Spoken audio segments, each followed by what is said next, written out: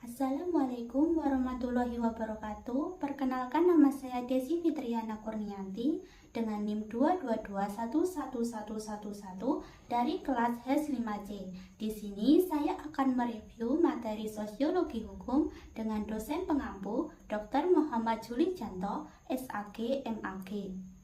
Langsung saja, tema pertama tentang pengertian sosiologi, sosiologi hukum, dan sosiologi hukum Islam.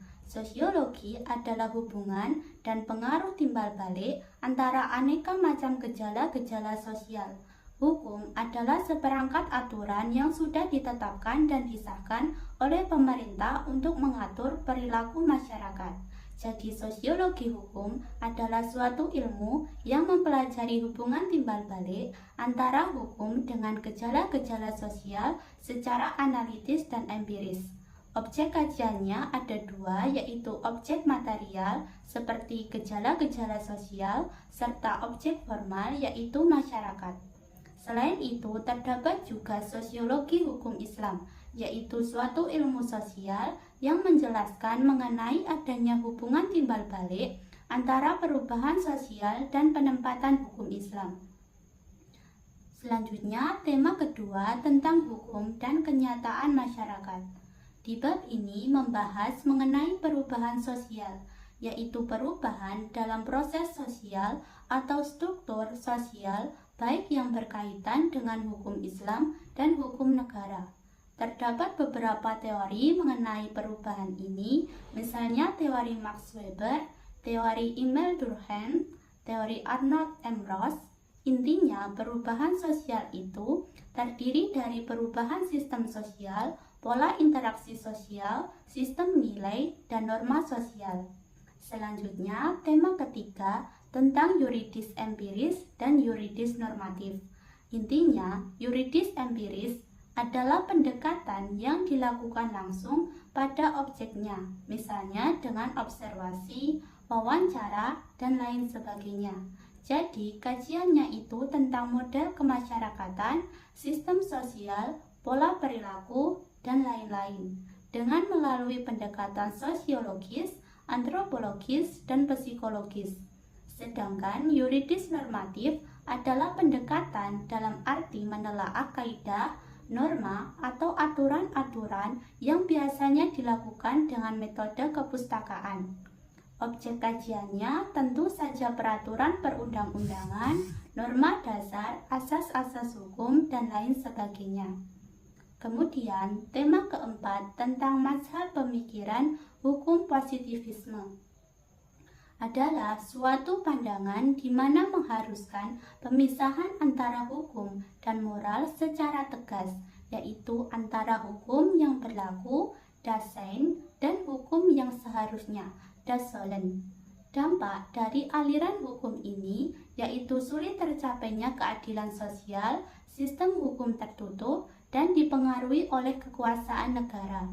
Contoh kasusnya seperti seseorang yang dihukum karena upaya pembelaan diri yang ia lakukan. Dalam hal ini, aspek moral tidak dipertimbangkan.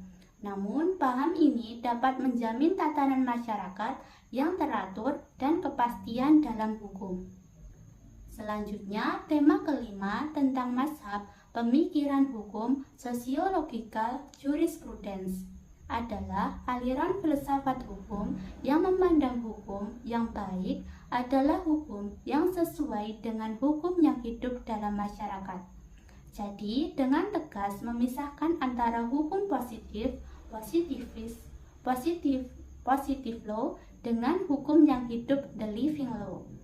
Selanjutnya, tema keenam tentang mazhab pemikiran hukum, living law, dan utilitarianisme. Living law atau hukum adat adalah hukum yang ditemukan dan bersumber dari masyarakat. Adapun mazhab utilitarianisme adalah aliran dalam filsafat hukum yang meletakkan asas kemanfaatan, yaitu kebahagiaan sebagai tujuan utama hukum. Selanjutnya, tema ketujuh tentang pemikiran Emile Durkheim dan Ibnu Khaldun. Gagasan utama Emile Durkheim adalah bagaimana masyarakat dapat mempertahankan integritas dan koherensinya pada masa modern, ketika hal-hal seperti latar belakang keagamaan dan etnik bersama tidak ada lagi. Durkheim juga menekankan bahwa masyarakat lebih daripada sekedar jumlah dari seluruh bagiannya. Adapun Ibnu Khaldun dalam konteks sosiologi membagi masyarakat dalam 3 tingkatan, yaitu masyarakat primitif, masyarakat pedesaan, dan masyarakat kota. Selanjutnya, tema ke-8 tentang pemikiran hukum Max Weber dan H.L.A. Hart. Weber berpendapat bahwa agama adalah salah satu alasan utama bagi perkembangan agama yang berbeda antara budaya Barat dan Timur. Karyanya yang paling populer adalah Etika Protestan dan Semangat Kapitalisme. Sedangkan karya H.L.A. Hart yang paling dikenal yaitu The Concept of Law. Gagasan-gagasannya mengenai kritik terhadap teori John Austin yang ditopang John Austin bahwa hukum adalah perintah penguasa yang ditopang oleh ancaman hukuman, serta memisahkan antara peraturan primer hukumnya dan sekunder metode untuk menegakkan hukum primernya. Peraturan sekunder sendiri dibagi menjadi 3, yaitu peraturan pengakuan, peraturan perubahan, dan adjudikasi. Selanjutnya, tema ke-9 tentang effectiveness of law.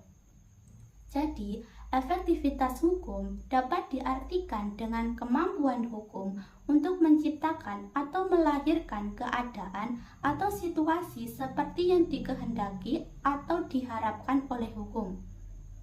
Faktor-faktor yang mempengaruhi efektivitas hukum ini seperti faktor kaidah hukum, faktor penegak hukum, faktor sarana prasarana, faktor masyarakat, dan budaya.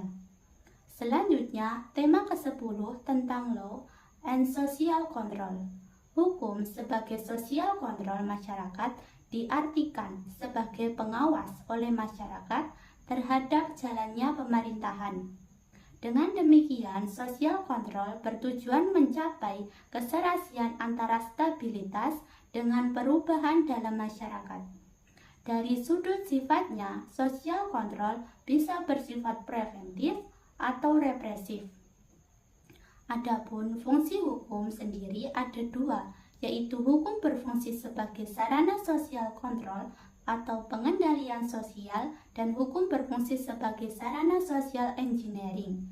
Selanjutnya, tema ke-11 tentang socio-legal studies adalah pendekatan interdisipliner dalam mempelajari hukum yang menggabungkan teori dan metode ilmu hukum dan ilmu sosial. Pendekatan ini bertujuan untuk memahami bagaimana hukum bekerja, hubungan hukum dengan masyarakat, dan efektivitasnya. Jadi, dalam menelaah suatu kasus, tidak hanya melihat dari satu sudut pandang ilmu saja, namun harus juga melihat ilmu-ilmu yang lainnya. Selanjutnya, tema ke-12 tentang progressive law. Hukum progresif merupakan konsep hukum yang dicetuskan oleh Profesor Dr. Sajipto Raharjo yang menekankan perubahan dan adaptasi hukum secara progresif sesuai dengan perkembangan masyarakat dan nilai-nilai zaman yang pada intinya bertujuan untuk mendorong bekerjanya hukum agar lebih berani membuat terobosan dalam menjalankan hukum di Indonesia. Selanjutnya, tema ke-13 tentang legal pluralisme. Pluralisme hukum atau legal pluralisme diartikan sebagai keragaman hukum. Pluralisme hukum adalah hadirnya lebih dari satu aturan hukum dalam sebuah lingkungan sosial. Masyarakat Indonesia bersifat majemuk. Hukum yang digunakan pun beragam. Ada hukum adat, ada hukum Islam, dan ada juga yang hukum Barat.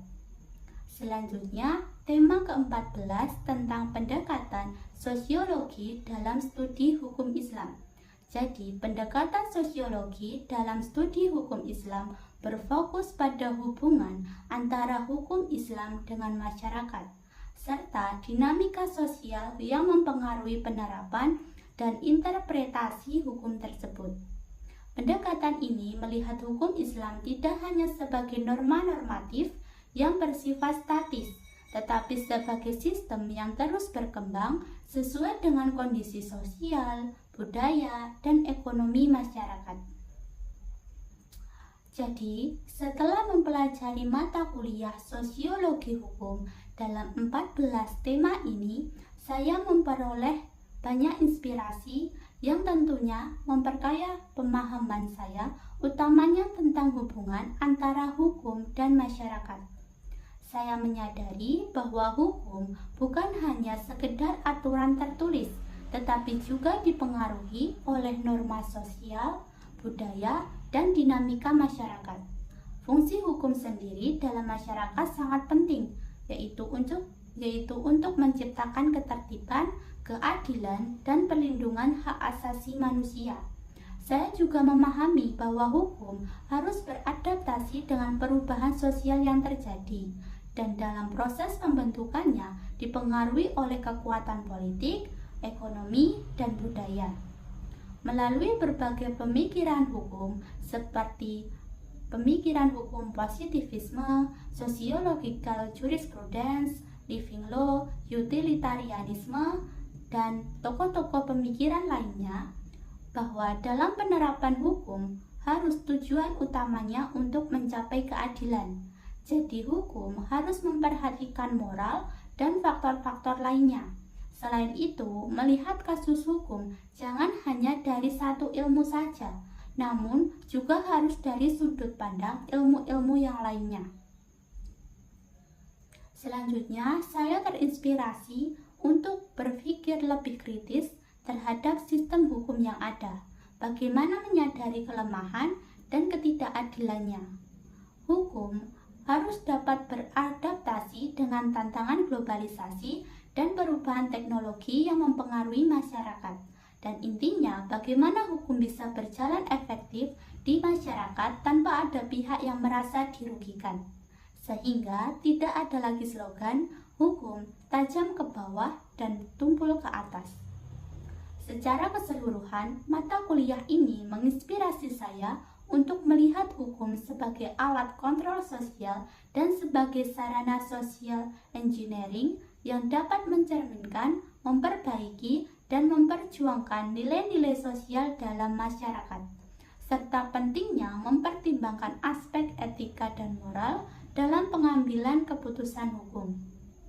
Sekian penjelasan review materi dari saya. Sekian, terima kasih. Wassalamualaikum warahmatullahi wabarakatuh.